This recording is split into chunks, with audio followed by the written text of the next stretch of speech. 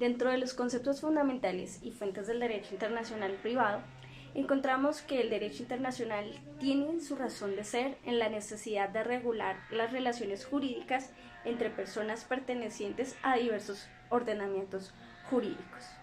Entonces, mientras que el derecho internacional privado regula relaciones jurídicas entre personas, el derecho internacional público gobierna las relaciones entre estados y otros sujetos internacionales como las organizaciones internacionales. El derecho internacional privado encierra su base según Spugles, Mota e Iglesias Bujigues, refiriéndose al significado de internacional, dicen que el derecho internacional privado son las relaciones y situaciones en las que está un extranjero como elemento extranjero y que les ponen en contacto con más de un ordenamiento jurídico, las que constituyen el objeto de esta disciplina y determinan su carácter internacional. En cuanto al calificativo de privado, este alude a la relación entre particulares, es decir, personas físicas y jurídicas, pero también la participación del Estado con otros particulares, siempre que aquel esté desarrollando su actividad como si de un particular se tratara.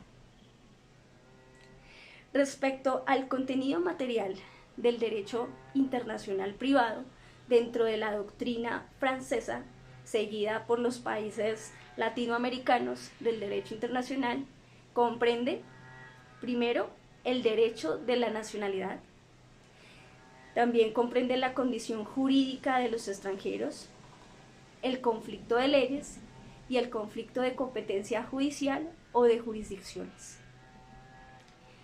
Las doctrinas italianas y alemanas, por ejemplo, estudian únicamente el conflicto de las leyes, aunque en algunos aspectos de la nacionalidad y condiciones de los extranjeros también son objeto del derecho internacional público y del derecho administrativo también. Mientras tanto, el derecho inglés y norteamericano, el problema se encuentra cuando se trata de un componente extranjero. Ese sí es tribunal, ese sí tiene o no competencia para conocer el caso. Este se conoce como conflicto de competencia judicial o conflicto de normas procesales, quedando reducido a un conflicto de leyes. Cuando hay un caso con un elemento extranjero que puede ser personal, real o conductista, las preguntas que formula el juez son las siguientes. ¿Tiene competencia para conocer el caso? Y si sí, ¿qué ley aplicará a la resolución de dicho caso? La primera pregunta se trata de un conflicto de jurisdicciones y la segunda es un conflicto de leyes.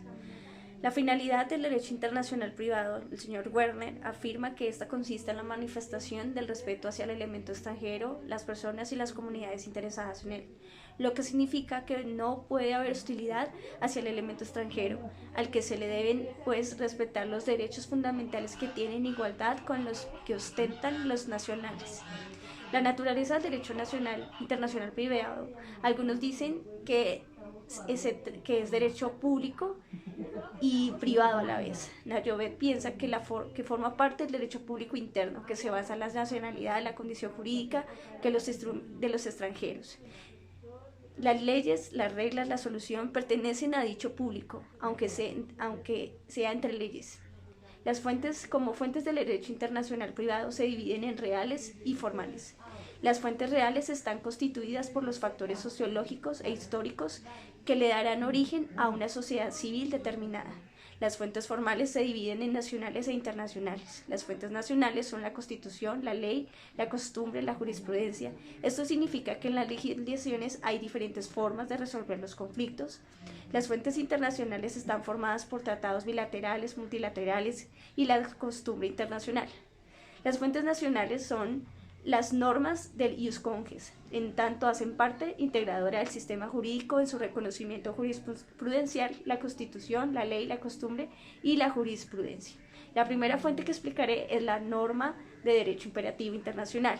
En la moderna teoría del derecho internacional ha surgido el denominado derecho imperativo internacional o ius cogens, El artículo 53 de la Convención de Viena sobre Derechos de los Tratados, el cual Colombia es Estado parte, dice más o menos lo siguiente: es nulo todo tratado que en el momento de su celebración está en composición con una norma imperativa, derecho internacional general. Para esta convención es una norma imperativa, es un derecho internacional general. Es una norma aceptada y reconocida por la comunidad internacional de estados en un conjunto como una norma que no admite acuerdo en contrario y que solo puede ser modificada por una norma ulterior del derecho internacional general que tenga el mismo carácter. Continuamos con las fuentes nacionales hablando de la Constitución. La Constitución en todos los países es considerado norma de normas, es considerada como la ley máxima de ese estado. ¿Y qué contiene la Constitución? Algo muy importante, principios y valores de donde se basan como el quehacer y todos los comportamientos de los ciudadanos, de las entidades y demás de un estado. Pero esos principios y valores no solo impactan a la parte interna del Estado, sino también se impacta y se utilizan cuando quizás hay aspectos de carácter extranjero. Por ejemplo, en la Constitución Política de Colombia hay varias normas y varias leyes que son consideradas, que son fundamento del derecho internacional privado. Por ejemplo, la nacionalidad, los derechos de los extranjeros, las asociaciones extranjeras, entre otros. Continuamos con las fuentes nacionales hablando de la ley, que según Monroy Cabra es la expresión soberana de un Estado que se materializa en reglas y normas en una sociedad. Igualmente, el autor destaca que cuando un Estado se basa en derecho escrito, su principal fuente es la ley.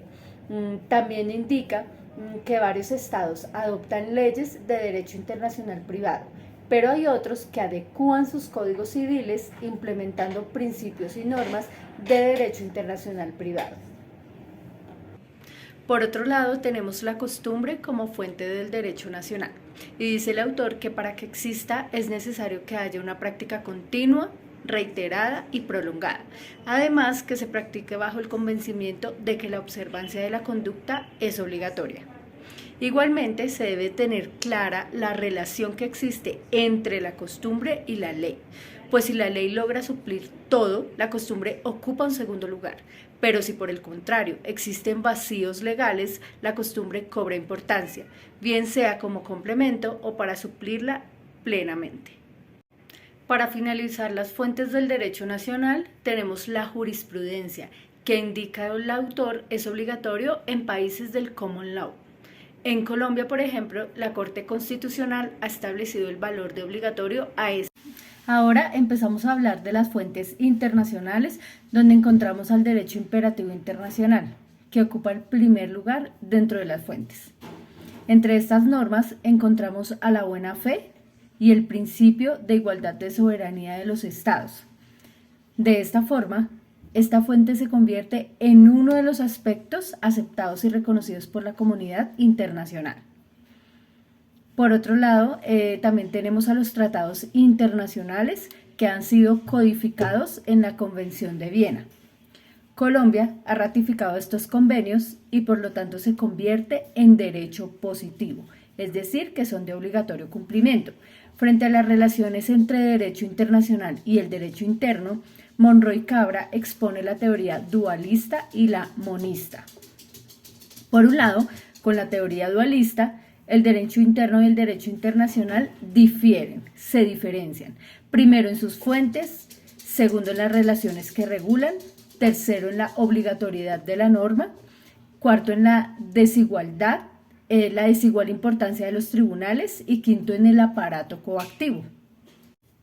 Ahora pasamos a hablar de la costumbre internacional. Se trata de la repetición de una práctica por los estados, teniendo la convicción que se está creando una norma de derecho internacional y se convierte en obligatoria, es decir, se convierte en derecho positivo. Frente a la jurisprudencia internacional, para que ésta exista como fuente formal de derecho internacional, es necesario que existan los tribunales internacionales, encargados de solucionar los conflictos que pueden surgir a partir de la vigencia especial simultánea de normas jurídicas de más de un estado. Finalmente, podemos hablar de los congresos científicos y conferencias diplomáticas. ¿Pero de qué se tratan esos congresos? Estos producen estudios sobre derecho internacional privado, contribuyendo a que los tribunales nacionales quizás adopten decisiones uniformes sobre varias materias que estén estudiando.